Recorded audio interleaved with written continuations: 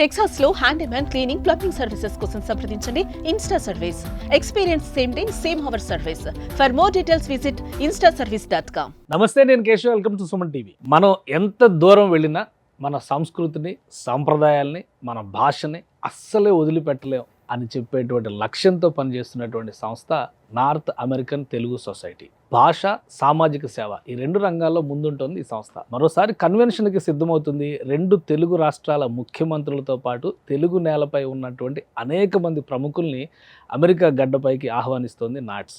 ఆ విశేషాలంటే తెలుసుకునే ప్రయత్నం చేద్దాం. మనతో పాటు నాట్స్ గౌరవ చైర్మన్ ప్రశాంత్ పిన్నంనేని ఉన్నారు. ప్రశాంత్ గారు నమస్తే. నమస్కారం అండి. జనరల్గా ఏంటంటే అమెరికాలో ఉన్న తెలుగు అసోసియేషన్స్ అనేది చాలా పేర్లు వినిపిస్తున్నాయి ఈ మధ్యకాలంలో. సో నాట్స్ ప్రత్యేకత ఏంటి?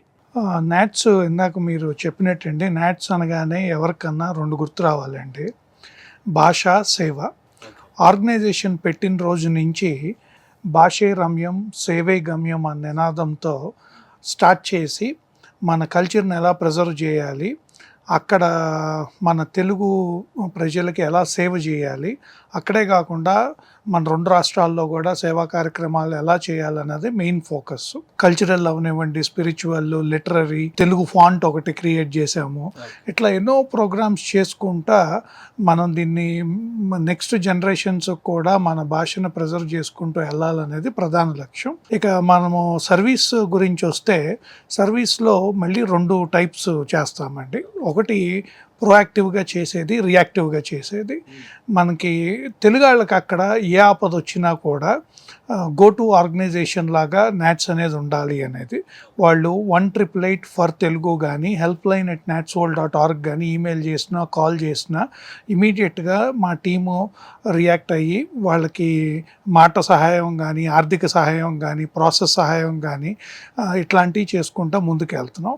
అక్కడే కాకుండా మన రెండు తెలుగు రాష్ట్రాల్లో కూడా మనకి అక్కడ ఇప్పుడు ఎవరన్నా మా సభ్యులు ఎవరన్నా ఒక చిన్న ఊరు నుంచి వస్తే వాళ్ళ ఊర్లో ఈ ప్రోగ్రామ్స్ అన్నా చేసుకోవాలన్నా, కుట్టు మెషిన్ పంపిణీలు కానీ, లేకపోతే ఏమన్నా అక్కడ లోకల్గా కూడా ఏమన్నా మెడికల్ క్యాంప్స్ కండక్ట్ చేయటం కానీ ఇట్లాంటివి చేసుకుంటా ముందుకు. ఈ మధ్యకాలంలో లాస్ట్ 20-25 ఇయర్స్లో చూస్తే చాలా అసోసియేషన్స్ పుట్టుకొచ్చినాయి. ఫస్ట్ నుంచి ఉన్న అసోసియేషన్స్ గురించి ఓకే అందరికీ తెలుసు. బట్ ఈ మధ్యకాలంలో వచ్చిన 20-25 ఏళ్ళలో వచ్చిన అసోసియేషన్స్లో అన్నిటికంటే ఎక్కువ పేరు వినిపిస్తుంది అయితే నాట్సే. సో ఏంటి అంత స్పెషాలిటీ ఏంటి? ఏ విధంగా మీ ప్లానింగ్ కానీ, మీ మెంబర్షిప్ కానీ, మీ అసోసియేషన్ ఎమర్జ్ చేసినటువంటి విధానం కానీ ఎక్కడ సక్సెస్ పాయింట్ ఉంది? అంటే వీఆర్ వెరీ లక్కీ అండి. ఇవాళ టాప్ 2 or 3లో తెలుగు ఆర్గనైజేషన్స్ ఇన్ యుఎస్లో మేము ఉన్నాము. We are very lucky and blessed. ఇవాళ ఆ స్థాయికి ఎలా వచ్చాము అంటే, first we want to thank our founding members of this organization. వాళ్ళు స్టార్ట్ చేసింది 2009లో స్టార్ట్ చేశారు. వెరీ క్లియర్ అజెండాతో స్టార్ట్ చేశాము. ఏంటి అంటే భాష, సేవ అనేది. సో నేను youngest chairman in the organisation.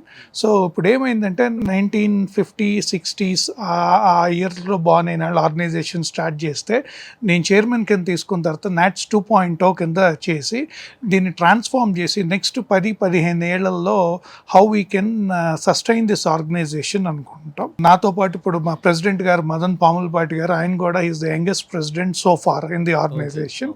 So మా విజన్ ఏంటి అంటే, వాళ్ళు స్థాపించి మాకు అప్పచెప్పారు. మా రెస్పాన్సిబిలిటీ ఏంటి అంటే, దీన్ని ఇక్కడి నుంచి నెక్స్ట్ 15 ఏళ్ళు ఈ ఆర్గనైజేషన్ సర్వైవ్ ఎలా చేయాలి. మీరు చెప్పినట్టు చాలా ఆర్గనైజేషన్స్ వస్తున్నాయండి, కానీ ఎన్ని ఆర్గనైజేషన్స్ వచ్చినానండి, we don't see them as a competition, we collaborate with them. And స్పెసిఫిక్గా ఒక 4 years క్రితము ఇది వరకు ఒక ఆర్గనైజేషన్ వాళ్ళు ఇంకొక ఆర్గనైజేషన్కి వెళ్ళేవారు కాదు. I'm the first person where I also went to an other organisation convention. ఆ బ్యారియర్స్ అన్ని బ్రేక్ చేసుకుంటూ ముందుకు వెళ్తున్నామండి. రీసెంట్గా ఇంకొక కొత్త ఆర్గనైజేషన్, నేషనల్ ఆర్గనైజేషన్ స్టార్ట్ చేశారు. So we congratulated them. ఏ ఆర్గనైజేషన్ వచ్చినా ఏంటంటే అందరూ చేసేది సర్వీస్. ఓకే, సో అందుకని మనం కొన్ని ఇండివిజువల్గా చేసుకుంటాం, మనం కొన్ని కలిసి చేసుకుంటాం, వాళ్ళని చూసి మనం ఇన్స్పైర్ అవుతాము, అలా చేసుకుంటా ముందుకు వెళ్తున్నాం. ఇంకొక లాస్టింగ్, మీరు ఇన్ని ఆర్గనైజేషన్స్ ఎందుకు వచ్చినాయి అంటే, 30 ఏళ్ల క్రితం తెలుగాళ్ళ పాపులేషన్ వేరు, ఇవాళ తెలుగాళ్ళ పాపులేషన్ వేరు. మోర్ ఆర్గనైజేషన్స్ ఉన్నా కూడా it is not a competition. ఇదంతా కూడా మనము మన తెలుగు ప్రజలకి నార్త్ అమెరికాలో సేవ చేయడానికి అందరూ పాటుపడేది. అంటే కొంతమంది మన వాళ్ళు చాలా మంది అనుకునేది ఏంటంటే అక్కడ ఉన్న వాళ్ళందరూ కలిసికట్టుగా ఒకటిగా ఎందుకు ఉండలేదు, ఇన్ని ఆర్గనైజేషన్స్ అవసరమా అనేటువంటి చర్చ ఒకటి వస్తుంది. రెండోది పొలిటికల్గా కూడా మన వాళ్ళు బాగా యాక్టివ్ అవుతున్నారా, అందుకనే అసోసియేషన్స్, ఈ యాక్టివిటీస్ ఇవన్నీ మొదలుపెట్టి దీన్ని ఒక ట్రైనింగ్ సెంటర్గా ఉపయోగించి నెక్స్ట్ అక్కడ రాజకీయాల్లోకి ఎంటర్ అవుతున్నారా ఏంటి? ఎందుకంటే చాలా విషయాలు రాజకీయపరమైనటువంటి అంశాలు కూడా అసోసియేషన్స్తో ముడిపడి వింటున్నాం. అలాంటి పరిస్థితులు ఎందుకు వస్తున్నాయి? అంటే కలిసి ఒక ఆర్గనైజేషన్ 2 ఆర్గనైజేషన్స్ అంటే చేయాలంటే కష్టం అండి. పాపులేషన్ పెరిగిపోతుంది, తెలుగు వాళ్ళ పాపులేషన్ పెరిగిపోతున్నప్పుడు ఆ ఆర్గనైజేషన్నే బాగా గ్రో అయ్యి అంతమంది సర్వ్ చేయాలి అంటే ఆర్గనైజేషనల్ లెవెల్ ఛాలెంజెస్ ఉంటాయండి. సో అనేక మంది ఆర్గనైజేషన్స్ ఉండటం, ఆ రీజన్ వల్లే మల్టిపుల్ ఆర్గనైజేషన్స్ వచ్చినాయి. ఇంకొకటి నేను చూసిన ప్యాటర్న్ ఏంటంటే, ఎవరికన్నా నీడ్ వచ్చినప్పుడు నాకు వాళ్ళతో రిలేషన్ ఉందంటే they feel comfortable to come to my organisation then going to an other organisation.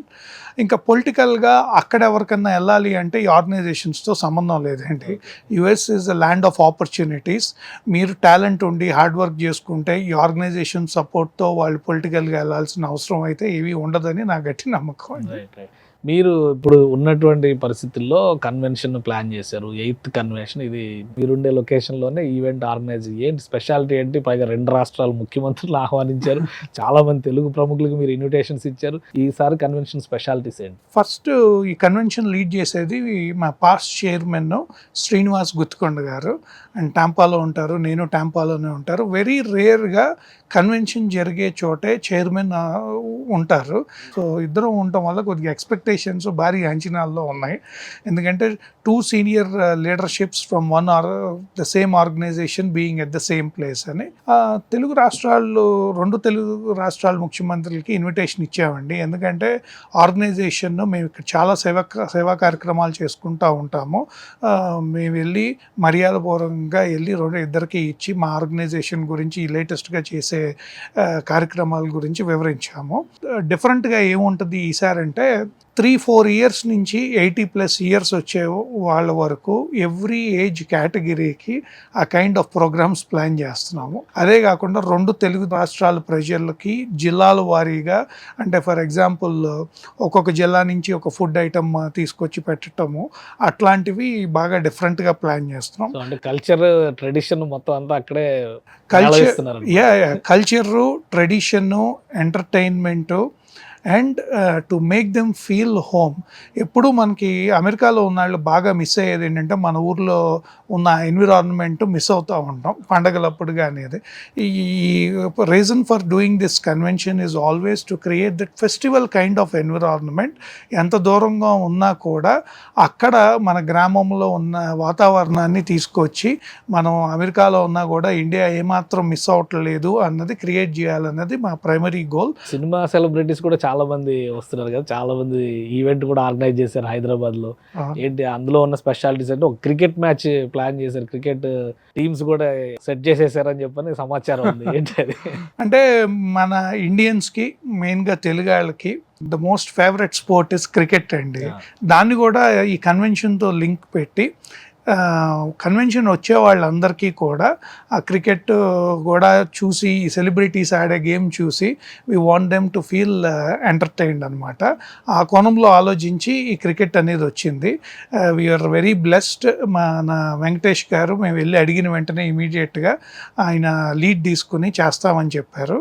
ఇది సెలబ్రిటీ క్రికెట్ లీగ్ అని ప్లాన్ చేస్తున్నాము. ఇది ఎట్లా ఉంటుంది అంటే మన ఆర్టిస్టులు అందరూ ఒక టీం ఉంటారు. టాంపా నుంచి సెవరల్ టీమ్స్ ఆడి దాంట్లో ఉన్న బెస్ట్ టీము నాట్స్ టాంపా బే టీం కింద వస్తుంది.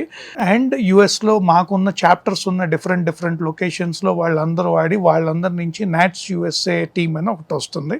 సో సెలబ్రిటీ క్రికెట్ లీగ్ టీంతో నాట్స్ టాంపా బే టీం ఆడుతుంది, నాట్స్ యుఎస్ఏ టీం ఆడుతుంది. జనరల్గా సినిమా స్టార్స్ని తీసుకొచ్చి అక్కడ మ్యూజికల్ నైట్స్ ఇట్లాంటి ప్రోగ్రామ్, కల్చరల్ ప్రోగ్రామ్స్ ఆర్గనైజ్ చేస్తారు. మీరు మొదటిసారి క్రికెట్ ఆడిస్తున్నట్టున్నారు. అంటే ఇది జస్ట్ వన్ అండి, వాళ్ళతో అవి కూడా ఉన్నాయి. మాకు ఆల్రెడీ తమన్ గారు కన్ఫర్మ్ చేశారు మ్యూజికల్ కాన్సర్ట్, డిఎస్పి గారు కన్ఫర్మ్ చేశారు. ఇద్దరు వస్తున్నారండి. సో ఇంకొకటి అండి, పర్సనల్గా చూస్తే అసలు ప్రశాంత్ పిన్నంనేని ఎక్కడ మొదలయ్యారు, అమెరికా ఎలా వెళ్ళారు, ప్రస్థానం ఏంటి? మా సొంతూరు గుడివాడ అండి. నా స్కూలింగ్ అంతా అక్కడే జరిగింది. తర్వాత పాలిటెక్నిక్ కర్ణాటకలో చేశాను, ఇంజనీరింగ్ చెన్నైలో చేశాను. So I'm very lucky. మా కజిన్కి ఆల్రెడీ అక్కడ కంపెనీ ఉండటం వల్ల ఆయన ద్వారా వర్క్ వీసా మీద వెళ్ళాను. వెళ్ళిన తర్వాత లైక్ ఎనీ అదర్ పర్సన్ కొన్ని రోజులు నేను స్ట్రగుల్ అయ్యాను. బట్ ఐ ఆల్వేస్ బిలీవ్ అంత సపోర్ట్ ఉన్నా కానీ మీరు స్ట్రగుల్ అయ్యారు. అంటే నేను వెళ్ళినప్పుడు ఇది ఇన్స్పిరేషన్ గా తీసుకోవాలి అందరూ. చిన్నటికే ఆందోళన చెంది ఎవరికి వాళ్ళు ప్రాణాలు తీసేసుకునేంత స్థితికి వెళ్ళాకంటే అంత సపోర్ట్ ఉన్నా కానీ స్ట్రగుల్ అయ్యి నెక్స్ట్ ఎలా మీరు లీడ్ చేశారు లైఫ్ని? యా, నాకు ఐఎమ్ వెరీ బ్లెస్డ్ అండి. ఫ్రెండ్స్, ఫ్యామిలీ వీళ్ళు వెళ్ళేపాటికే అందరూ ఉన్నారు. మా కజిన్ నవీన్ గారు ఉన్నారు, అట్లాగే very close family members Jagadish గారు, అశోక్ గారు, వీళ్ళందరూ ఉన్నారు. వెళ్ళేపాటికి నాకు అంతా సెట్ అండి. కాకపోతే నేను వెళ్ళిన 2-3 వారాలకి అన్ఫార్చునేట్గా మన 9/11 ఇన్సిడెంట్ అయింది.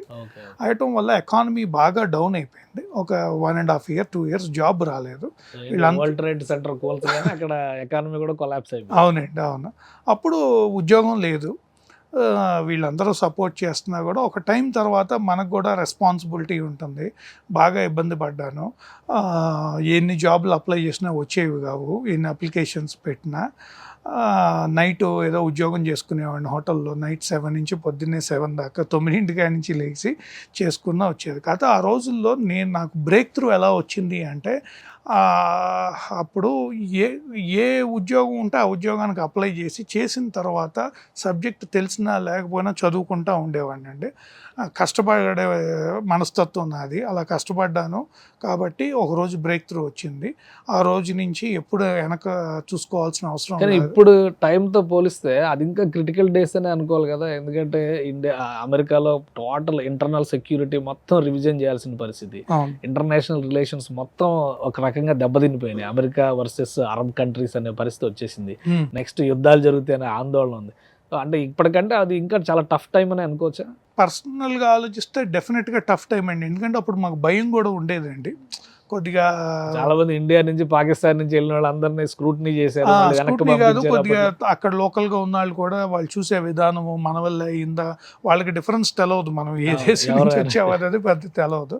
కొద్దిగా ఇబ్బందిగా.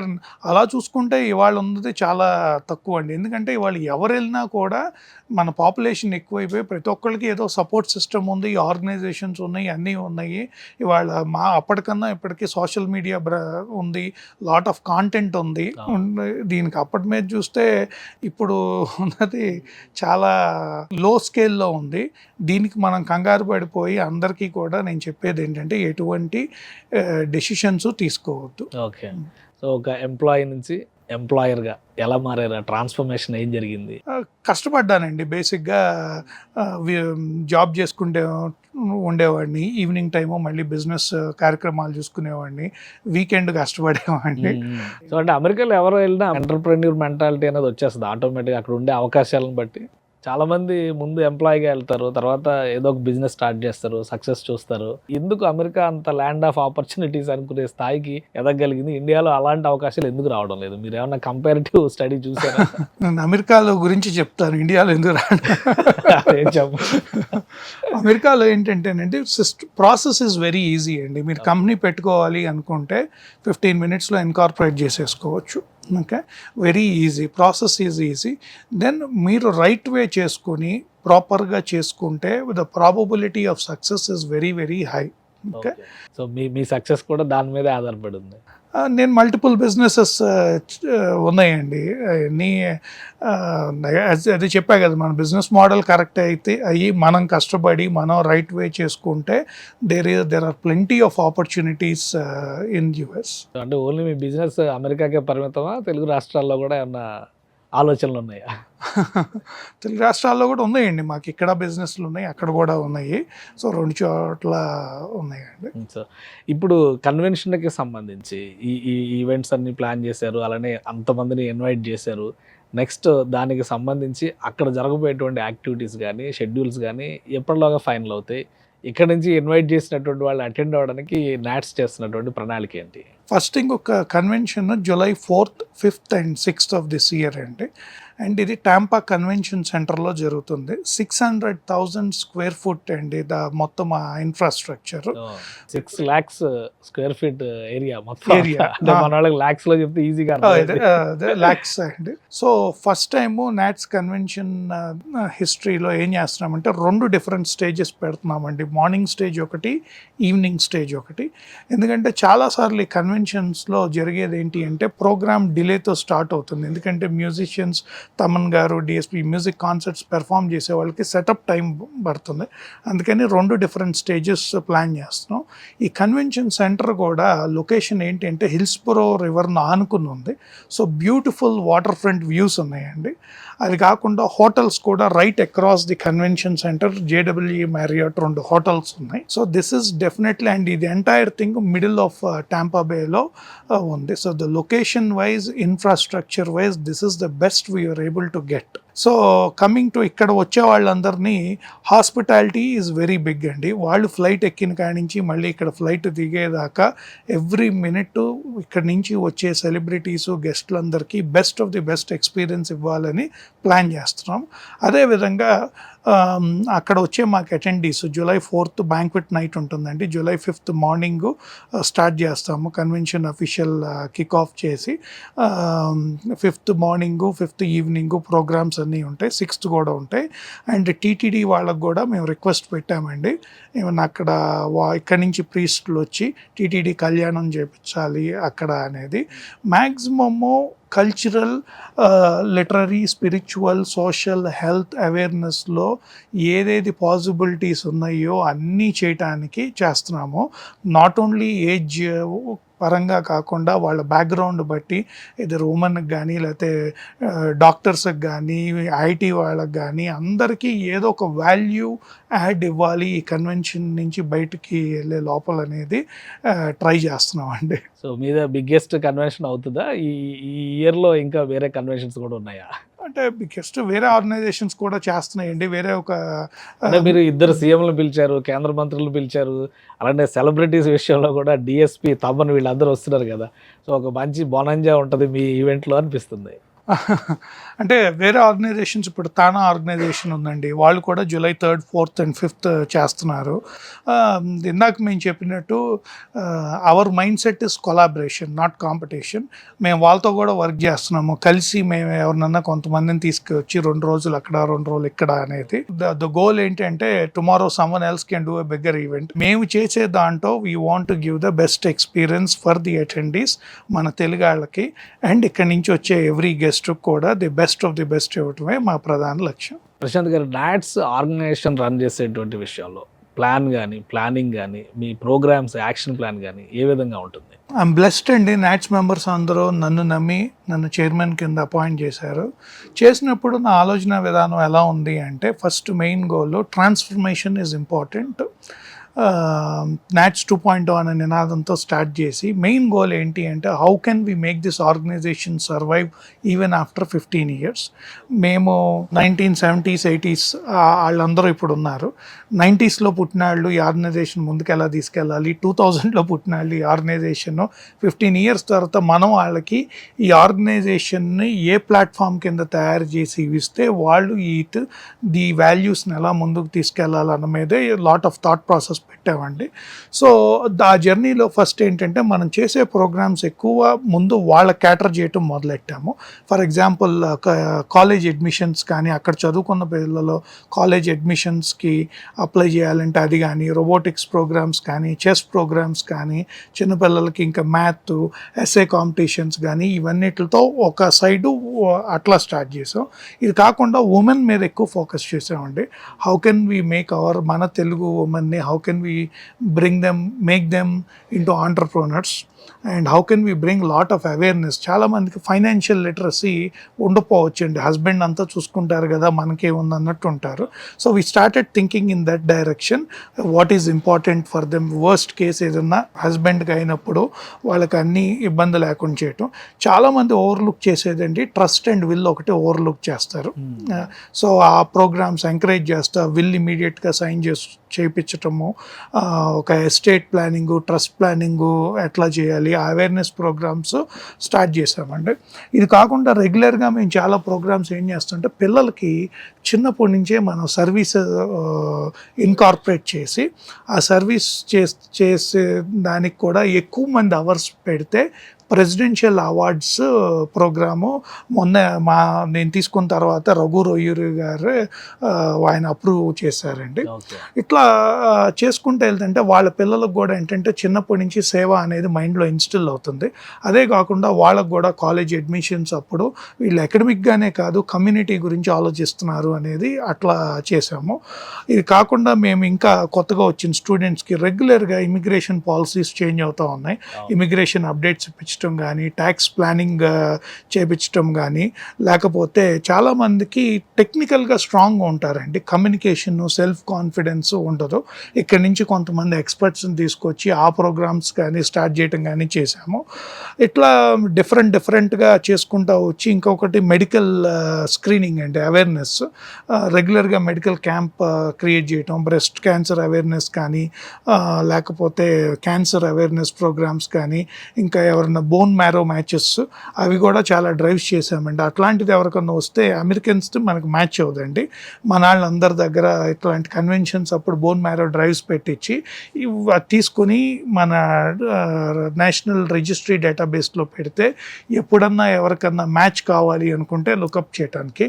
ఇట్లా 15 years తర్వాత కూడా ఈ ఆర్గనైజేషన్ నెక్స్ట్ జనరేషన్ వాళ్ళ చేతుల్లో పెట్టి ఈ ఆర్గనైజేషన్ ఇలాగే కంటిన్యూ అవి మన తెలుగు కల్చర్ని, మన ఫెస్టివల్స్ని, మన లాంగ్వేజ్ని, మన కళల్ని ప్రిజర్వ్ చేసుకుంటూ వెళ్ళి తరతరాలు ఈ తెలుగు అనేది యుఎస్లో ఎవరో మర్చిపోకుండా చేయటమే మా ప్రధాన లక్ష్యం అండి. జనరల్గా చైర్మన్ పొజిషన్ తీసుకోగానే నా మార్క్ ఉండాలి అనుకుంటారు కదా, అలాంటి మార్క్ ఇందులో భాగమేనా? ఇంకేమన్నా స్పెషల్గా మీరు మీ ఎజెండా కింద ఏమన్నా తీసుకుంటారా?